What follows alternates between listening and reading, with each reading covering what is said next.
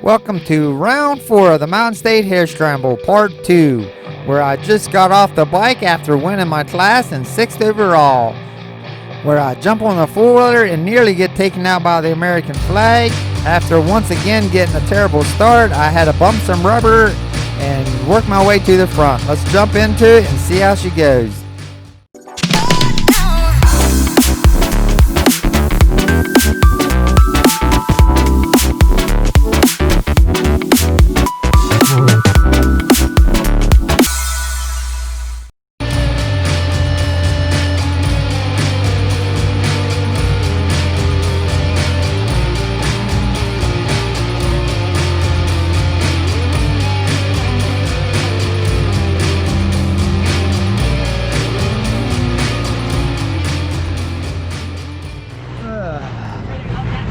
Nobody in their right mind. Timber, stay. Stay, Timber. Did you have That's right. Nobody in their right mind would do something as stupid as race 2 races in one day. Especially as being as old as I am. So that tells you I'm not in my right mind. I'm gonna wait right here till you go stand. Get this done. So as I was saying, this is part 2. Part 1 was my ride with the dirt bike, which turned out to be a pretty decent day, and I'm about to find out how my four-wheeler day ride was going to turn out. Last race I got a pretty good start on the old four-wheeler, but unfortunately this time was not going to be so good. It didn't want to start, came around. Brandon about took out the American flag, or did take out the American flag. And now I've got some work to do, and it's a little tough on a four-wheeler. You're not as agile, and it's dusty. The one benefit I have is I've made several laps around this track, so I kind of know the direction that the track's going to go. So that was definitely one benefit. One of the negative things I have going on is my elbow is still killing me, and whenever I get off the bike, it usually takes me a good half lap or so to get the feel for the four-wheeler, just to see how it's going to react to the bumps. There is a transition time. You would think a four-wheeler is pretty stable, but they can bounce around on different things that the bike does. So it does take me a little while to get used to it, and so I'm usually a little cautious the first half lap. And I'm definitely... the bike, I didn't really have a problem with my elbow. If you're not familiar to what I'm talking about, I did an 8-hour race, which I have a video of. Towards the end of that 8-hour race, it was a team race, and me and my cousin Austin was doing the team race. I started feeling a pain in my hands, and then it worked up to my elbow, and I think I got tendonitis out of it. It's slowly getting healed, but it doesn't really hurt unless you get jerked, or if I got to grip something. And believe it or not, these four-wheelers jerk you around, so I'm usually kind of cautious. The last race, it really affected me. I'm just feeling it out right now to see how she feels. I know there's a jump up here where we jumped down in the creek. I already knew I was going to bypass that, because just jumping off, it wasn't a square jump. I knew it was going to jerk me, so I decided that I was going to go down right into the creek, which was slower, and I had no intention. Heidi and I was talking about doing the steep uphill. I was just going to do the go around. I didn't want to take the chance of having to yank this four-wheeler around, trying to get it unstuck. But it's really fun out in these fields. So let's listen as I rip around these fields a little bit.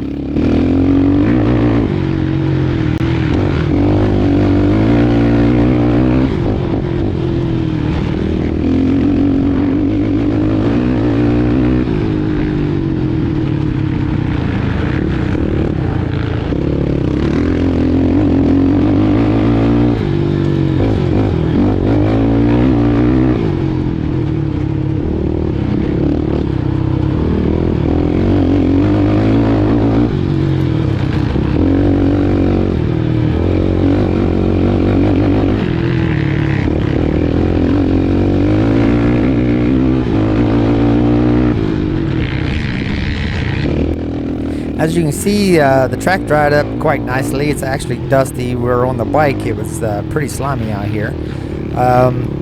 But one of the things that, everybody says, oh, those four-wheelers are so noisy, and they are as a spectator, but when you're on one, you don't really notice how loud they are. The first race, round one, it did actually start to get on my nerves a little bit. It's pretty bad when your own four-wheeler is getting on your nerves. But up here where I was talking about jumping in the creek, you go straight, you can jump in, but it's not a real square edge. You'll see Brandon come flying through. He made it look easy. And in the last second, I just decided I'm going to hit the hill climb. So I decided to hit it, and it was easier on the four-wheeler than it was on the bike. The first few trips up, it was pretty easy on the bike, but it got that ledge at the bottom of it, and it got pretty squirrely. Once you got past that ledge, it was fine. But on the four-wheeler, it was pretty easy. Here in the woods, it's still pretty dry, but not too dusty. This dirt, there's nothing I can say more about it than it's perfect dirt for dirt biking. We got a rain the day before, and it rained pretty hard to the point to where it was rolling down the field. Josh Miller took a picture of his camper, water running underneath of it. That's how much it rained. These are off camber down through here. You don't realize how off camber they are. And I definitely took it a little slow down through there. We're coming down to one of my favorite hill climbs. We'll get over here. I'll shut my trap here for a little bit and let you hear the old LTR 450 climb up this hill.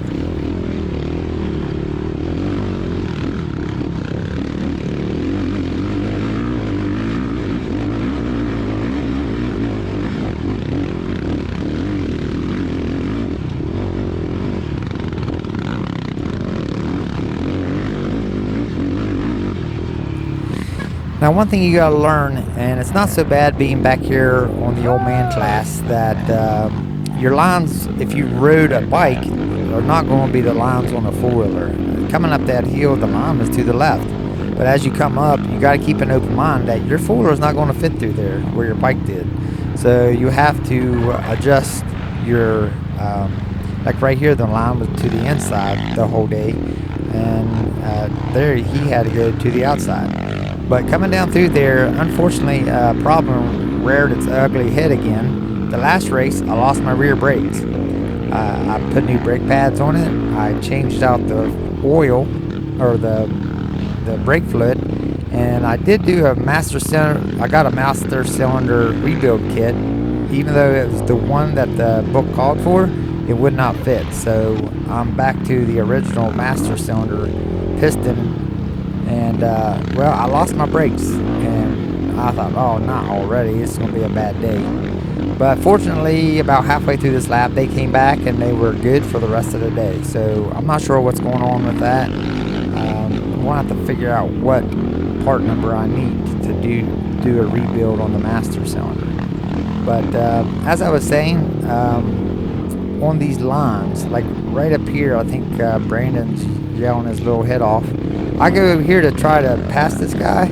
Well, as you can see, it don't work out.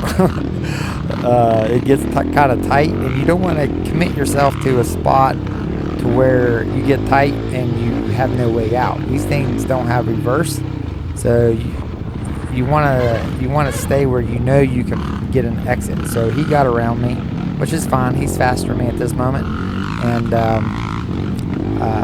but like I said, you just don't want to get yourself wedged somewhere where you have to get off and push the thing back. It just takes so much time and energy on these four-wheelers to try to get out. But this is one of my favorite hills in the track.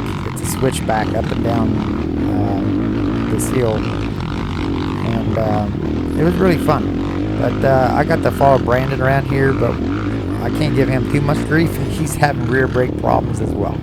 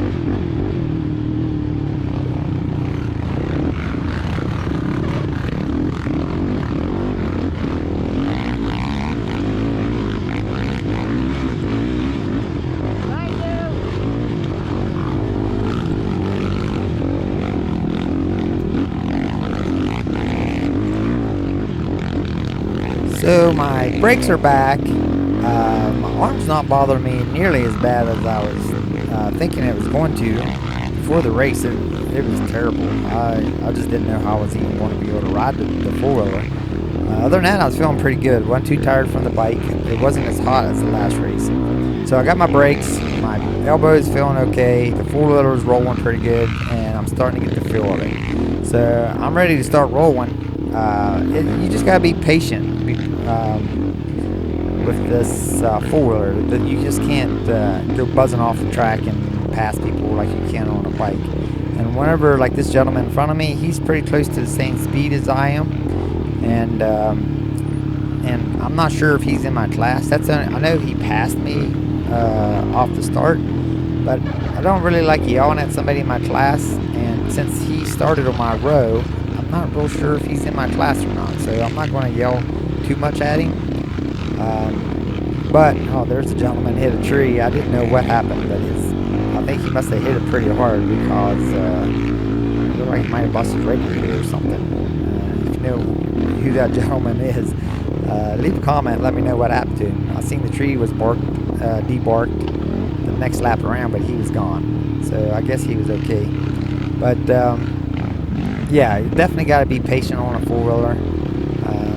Two things scare me on a four-wheeler: trees and banks. Like you come around a bank and your front tire grabs like a corner, it will flip you so fast. And then also trees, especially if it's a tight section. My four-wheeler is a little wide. I'm slow. When I come to two trees close together, I slow it down because I've hit those things, and I've hit so hard I flew over the bars and landed in front of the four-wheeler, and that does not feel good on the old wrist. But unfortunately, I made several passes. Well, that's fortunate. I did make several passes. I'm not sure where I'm at, but I'm thinking I'm about second or third from our group, and then this happens. I thought I was going to go right. I thought, no, I better not. And then I just got bumped from the rear a little bit, got up to this guy, and I can't make it. This is the part that sucks about a four-wheeler. Now I gotta get off, hold the clutch, try to push it backwards, and then get on it before it takes off, before it rolls down over the hill. And all those passes, there goes Frankie. I passed him like a mile ago, but he's rolling along. He's rolling along pretty good. So now I gotta try to make passes on people that I've already passed. Now we're rolling down into the creek, and the creek was a fun section for the bike, but on a four-wheeler it's not as fun. These things throw up a lot of mud. Your hands get soaked. Frankie went ripping through there, so I thought I would, and for some odd reason, I think it was this one right here, I went through there, and all of a sudden the four-wheeler started missing pretty bad. Let's listen and see if you can hear it.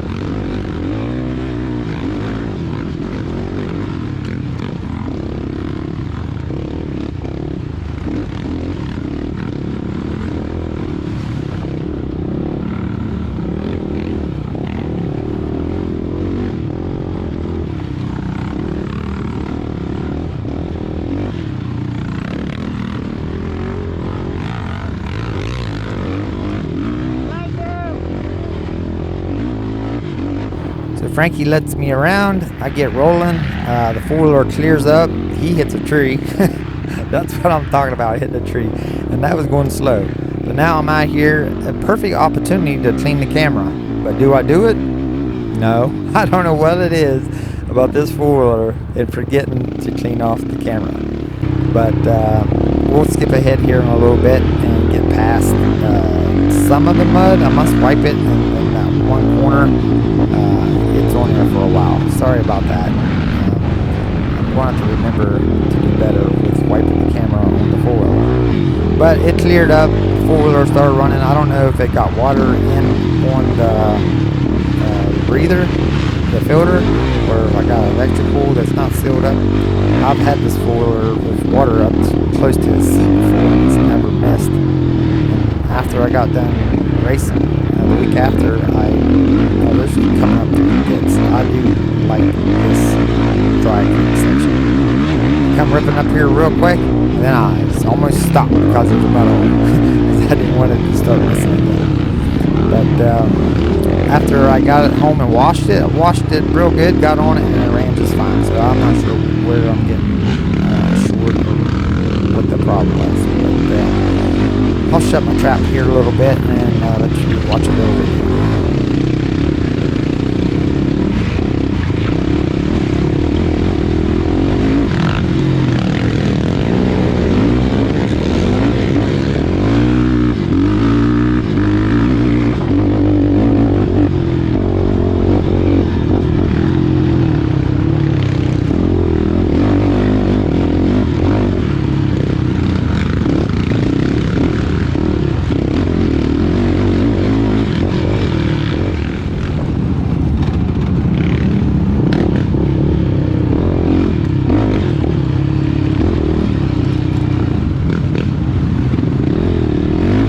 Well, we're coming down at the end of the first lap. That was pretty much a full first lap. I did get rid of a little bit of the video because of the dirty camera, which there's a burger still hanging on there for some reason. When I came through, I tried to see where I was because it's really difficult starting two groups in one line. Waited, I hung out for a second. It says third, but I think it's the guy in front of me. I think he's third. So I really don't know at this moment where I'm at.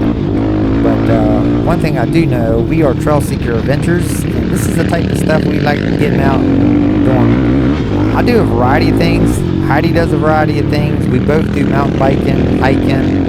The main idea this year was to go out and introduce everybody back here in YouTube land to be able to see what racing a dirt bike, racing a four-wheeler, what series has, how a series works.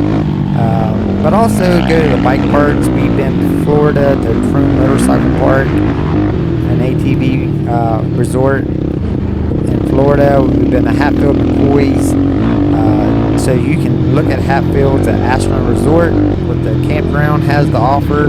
Highly recommended Astronaut Resort. Very clean. But we also been to snowshoe snowboarding. We've been to snowshoe mountain, downhill mountain biking. But if you're curious about any of that type of stuff, make sure you check out our videos. If you like what you see, make sure you subscribe. That's what's going to keep this channel going. If I get enough subscriptions this year, I'm going to keep on doing it. But it's a lot of work doing these videos. I don't know if anybody's done video. I mean, it takes probably a good 3 or 4 evenings to do one of these videos. And if it looks like somebody's going to enjoy watching it and get a benefit out of it, I'm going to try to keep doing it. But if it starts to not go anywhere, I may just say it's not worth it and just go out and enjoy my weekend and not worry about having to catch everything on film and then trying to find time to go out and edit it. I did see I tried to clean my camera there. It must be just dried on there.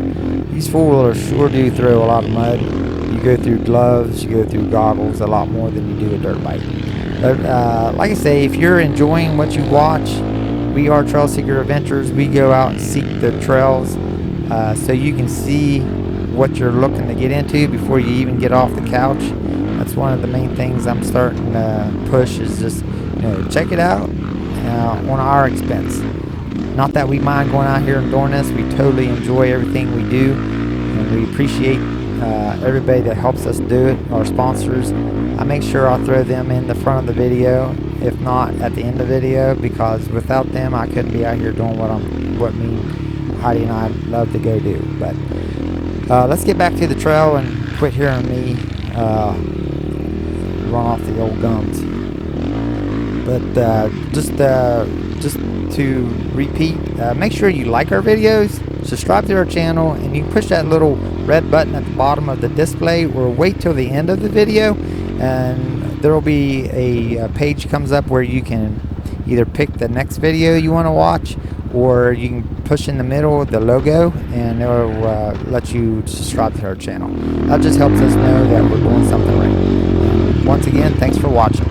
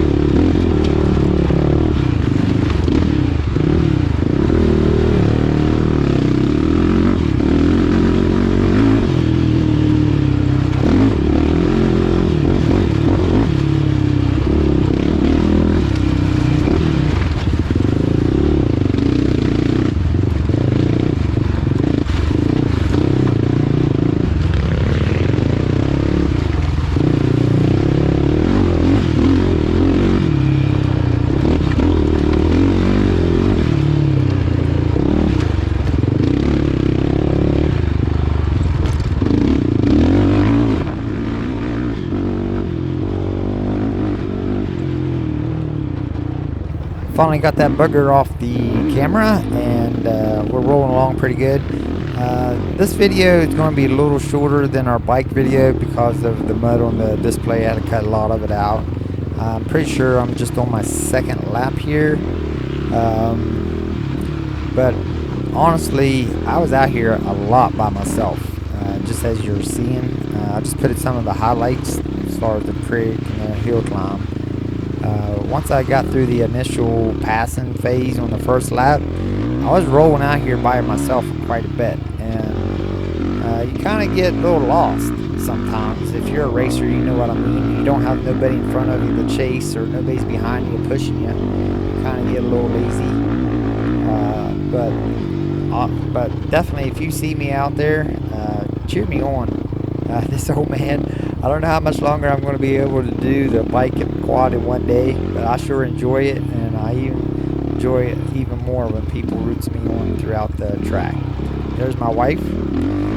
She was walking.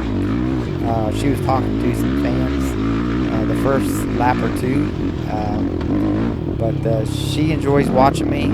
I enjoy watching her. She was going to race this race. She raced this race back with the SXCS.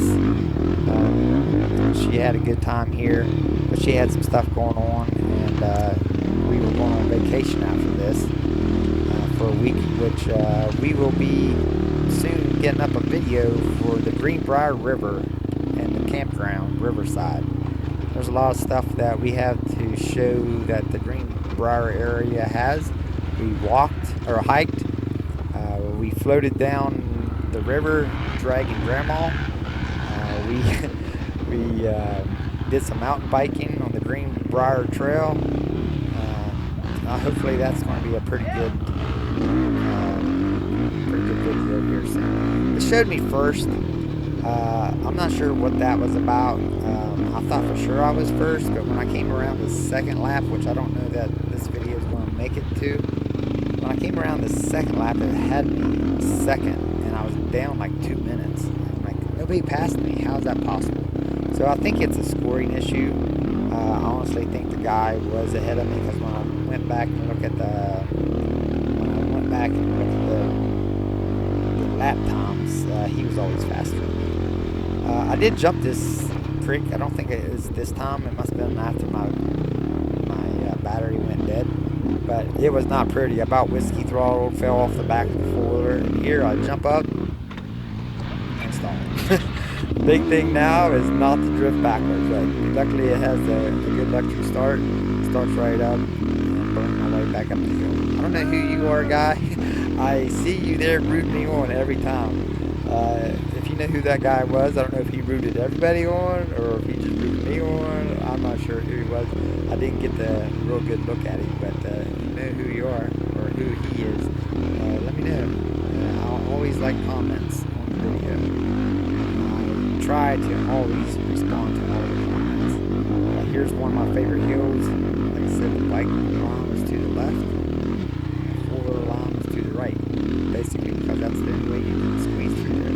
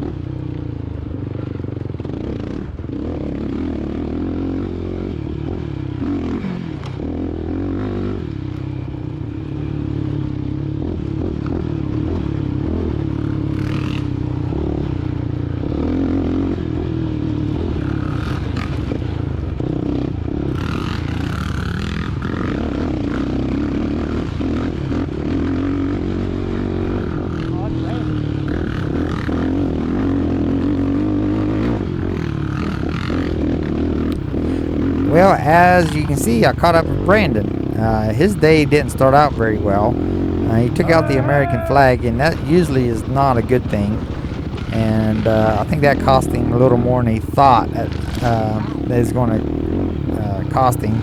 But the overall winner is a guy that you may have heard here in the four-wheeler world, Adam McGill. He showed up, took the overall, and Alan, I'm not going to even try your last name, got second, and Zach Phillips got third overall in the pros. And as far as my class, I did get second. The first place guy is Sean Stuck. He got 10th overall. I got 20th overall, which I'm okay with that. And guy on the Kawasaki, John Liston, got third, and I'm not sure what his overall was, but it was a good day. It was a good weekend. Had a good run on the four-wheeler. Had an awesome time on the bike. I want to thank Dave Redmond and crew for letting us come out on his property. A bunch of hicks out here ripping his trails. I know working with Dave on other projects that he puts a lot in. He thinks about trying to put on the best show, and they definitely did it. This is one of the best tracks I think we had this year at the Mountain State. I want to thank Richie and crew. I know they came out and did what they normally do and put on a good show. We had a good turnout. So far 2020, it sucks in many ways, but every event I've been to has been filled up with good riders and good competition. I just want to thank everybody involved that lets us come out. There's a lot of hard work. I work behind the scenes sometimes, and us as riders and people coming to watch don't realize how much work it takes to come out here and put on a good event. Obviously, I don't know how to turn off a camera, but like I say, make sure you subscribe to our channel and like and ring that little bell there. That way it dings whenever we put on a new video. Make sure if this is something you like to watch the rest of our videos. And thank you so much for watching. We'll see you at the next event. Right here, you can push the subscribe button or watch the next video. Thanks for watching.